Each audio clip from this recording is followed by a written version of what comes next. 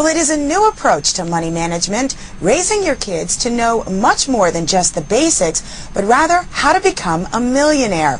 Well, our guests today are just that, millionaires, and they did it before the age of 30.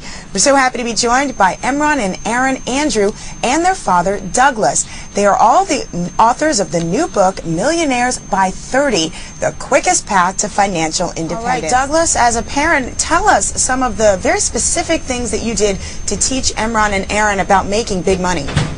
Well, Alicia, what we did is we told them that as soon as they were through with their education, they needed to get into home ownership as soon as possible. It's far better to own rather than to rent, and I was able to teach my two sons how to buy their first home with little or no money down, no cash out of their own pocket, through creative ways. And right now in this market, we have an incredible opportunity where a lot of real estate values have gone down, where people can get into an ownership position instead of a renting position.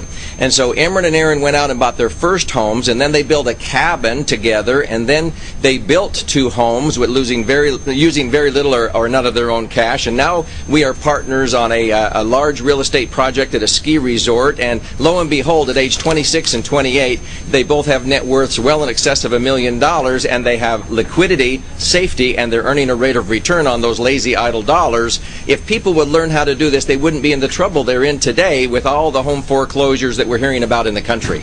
And Emron, Aaron, you have been so successful that I have to ask you, what do you think is the biggest misconception that parents are teaching their children today about money? Probably, again, not taking ownership, not owning up to the ownership of taking care of your own finances, and leaving that leaving your future for the market to decide or for the banks to decide. Really owning a home. We've talked about that already, just owning a home.